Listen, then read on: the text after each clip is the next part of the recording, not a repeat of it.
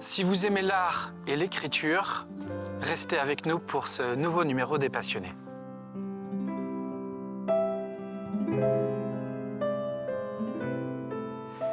Qui êtes-vous, Bernard? Alors, je suis originaire de Coex, une petite commune tout près d'ici. Et donc, j'ai grandi dans une paroisse où j'ai toujours été auprès des enfants, dans la transmission de gestes appris à l'école, et notamment donc tout ce qui est les écritures, par exemple. Alors, Coex, tout près d'ici, nous sommes ici au Fenouillet, tout près pour le coup, vraiment, de Saint-Gilles-Croix-de-Vie. Vous n'avez pas toujours habité au Fenouillet? Non, alors j'ai donc sorti de Coex, donc je suis arrivé à Saint-Gilles-Croix-de-Vie pour prendre la direction de la maison familiale de la Bouchère. Donc j'ai été pendant 26 ans enseignant. Donc dans le cadre de la transmission de savoir. D'accord. Et là, quelle matière enseignez-vous? Alors, je faisais surtout les enseignements auprès des métiers du bâtiment, notamment le dessin. Et vous avez des expériences professionnelles assez singulières avant votre retraite, qui date d'il y a quelques années, puisque après la formation, vous avez eu des opportunités finalement assez étonnantes par rapport à votre parcours. Oui, alors donc j'ai travaillé pour les élus du pays, dans le cadre de la mise en place d'une plateforme initiative locale pour aider les jeunes qui voulaient créer des entreprises. Donc là, c'est toujours dans le cadre de la transmission de savoir, mettre en place des dossiers. Ensuite, j'ai pris la direction d'un hyper-U, une hyper-U tout près d'ici. Et là, c'est pareil, c'était dans le cadre de la transmission de l'entreprise des parents vers les enfants.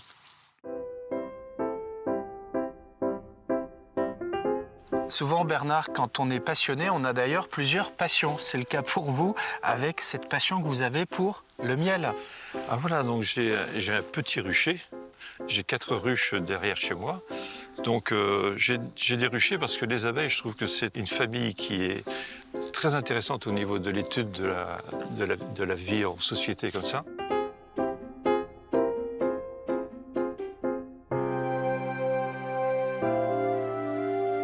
Alors la raison principale de notre venue ici, c'est cette passion qui vous anime depuis longtemps.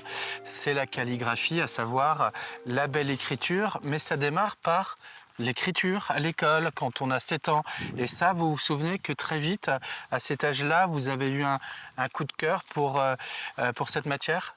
Oui, ça, donc j'avais 6-7 ans quand j'ai commencé à prendre mon premier porte-plume.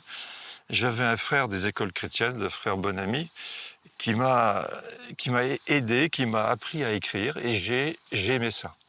Et à l'époque, à Coex, donc j'étais un des rares enfants qui aimait ce frère Bonami, parce qu'il était très rigoureux. Mais moi, j'ai aimé cette rigueur dans le fait d'écrire. Et donc j'ai écrit jusqu'à mon bac, j'ai continué à écrire avec mon porte-plume. J'ai passé mon bac avec mon porte-plume.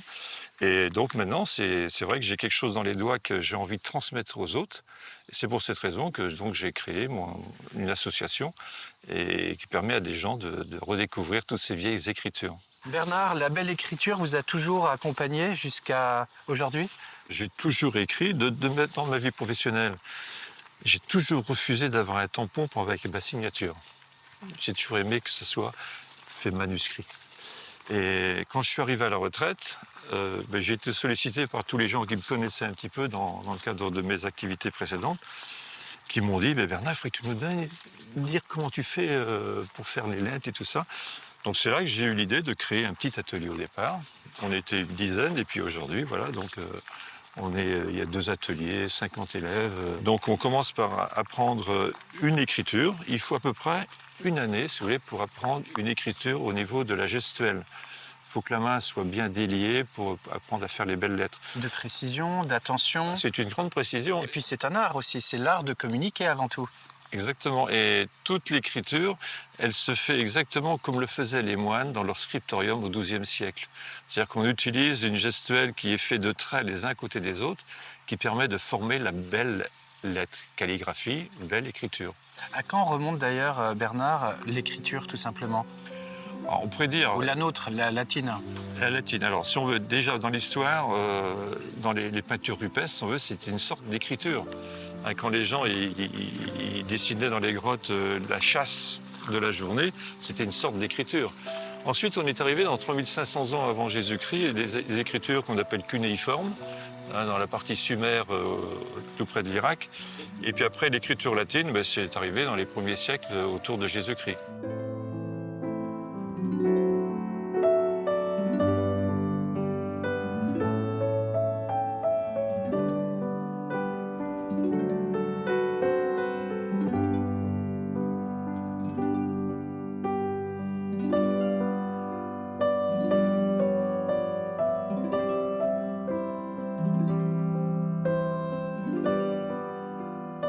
Les gens sont toujours surpris de la manière dont je peux dessiner, parce que c'est du dessin finalement, dessiner les lettres. Et après, quand ils ont les bons conseils, la bonne tenue de la plume, parce que c'est vraiment très exigeant, c'est un travail qui se fait avec une précision énorme. Donc quand ils voient après qu'ils arrivent à faire les bons arrondis, faire des pleins, des déliés, tout ça, il faut relier les traits les uns avec les autres pour faire la lettre.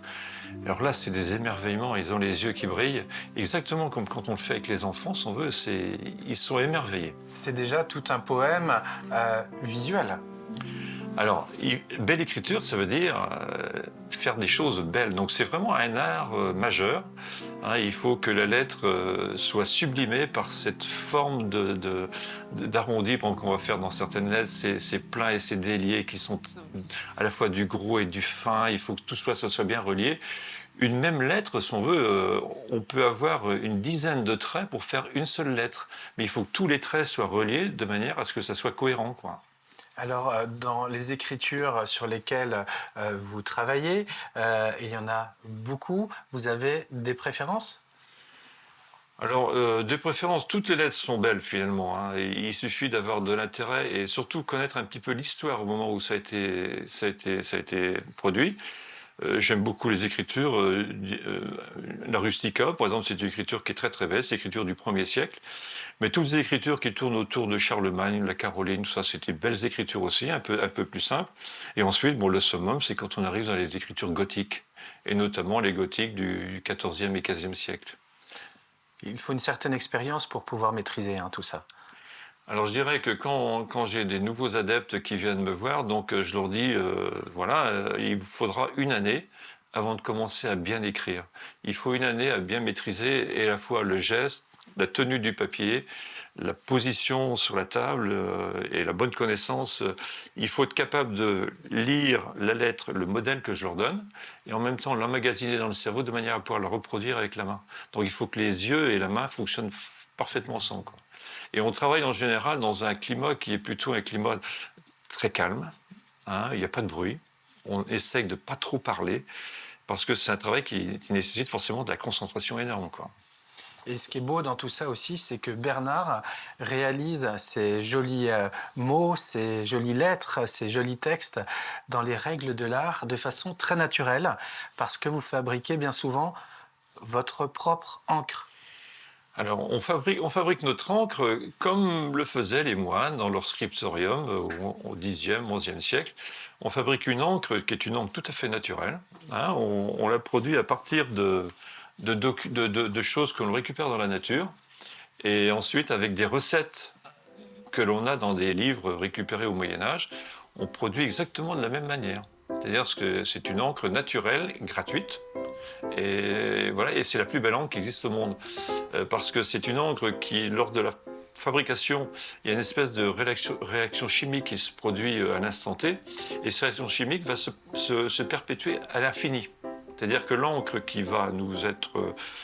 qu'on va produire, elle va être une encre entre le marron et le noir, et elle va devenir de plus en plus noire dans le temps.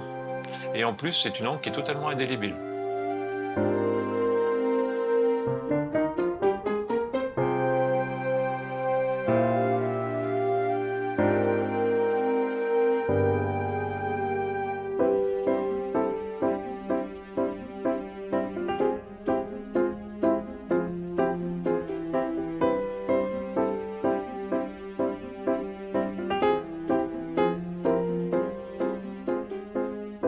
Ça, c'est l'écriture qu'on appelle la cunéiforme. Hein, donc c'est dans un peuple qui s'appelait les peuples sumères, l'Irak aujourd'hui. Et donc ce sont des écritures qui se pratiquaient sur de la terre, Les gens s'étaient rendus compte que lorsqu'ils marchaient sur des terrains un peu argileux, ils laissaient des traces. Donc ils se sont imaginés ensuite de faire ses propres traces sur des écritures. Alors aujourd'hui, dans notre écriture, on a 26 lettres, mais à l'époque, ils avaient simplement 3 signes.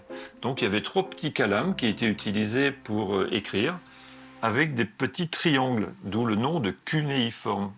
Et là, je crois que vous vouliez attirer notre attention sur cette tablette version ancestrale. Ah, complètement. Donc là c'est le support d'écriture qui a été le plus utilisé dans le monde aujourd'hui. Hein, c'est les tablettes de cire. Donc ça a été les premières traces de ces tablettes ont été trouvées dans un bateau phénicien dans la Méditerranée au XIVe siècle avant Jésus-Christ. À l'époque de Saint-Louis, Louis IX, les élèves qui allaient à la Sorbonne écrivaient sur des tablettes de cire. Donc ils avaient des calames un peu particuliers, souvent qui étaient faits soit avec de l'os, soit avec de l'acier. Et il y avait une côté qui était pointue de manière à former les lettres, et une partie qui était plus plate, il faisait chauffer, s'il faisait une erreur, il faisait chauffer la partie plate sur la bougie, et ensuite il pouvait venir sur la cire d'abeille pour pouvoir faire la correction et continuer à écrire. On le voit bien, Bernard, quand on aime la calligraphie, on aime automatiquement l'histoire. Alors, mais complètement, il faut se baigner dans l'histoire, il faut savoir... je trouve que c'est bien de savoir que ça a été le support d'écriture le plus long qu'on a pu utiliser dans l'humanité. Et savoir que les enfants, les élèves qui allaient dans les universités du temps de Saint-Louis, donc au XIIIe siècle, ils partaient à l'école avec leurs livres, mais ils pouvaient en avoir, ça pouvait être 10 plaquettes comme ça, parce qu'il y avait l'histoire, la religion, le droit, etc. Donc ils partaient, travaillaient avec leurs livres et leurs petits calames. Si vous aussi vous êtes sensibilisé par ces belles écritures, alors Bernard enseigne, vous savez, la calligraphie, vous l'avez bien compris, à la fois ici, au Fenouillet, là où nous sommes, juste à côté de Saint-Gilles-Croix-de-Vie, mais à Montrévert, de temps en temps aussi. L'association, c'est la belle écriture. Merci Bernard de nous avoir fait partager cette passion, cet art assez méconnu finalement, qui se pratique ici en Vendée. Merci beaucoup et puis bon vent pour la suite. Merci beaucoup. Avec plaisir. Et puis nous, on se retrouvera bientôt aussi, naturellement. Ce sera aussi à la rencontre d'un prochain passionné, toujours sur TV Vendée.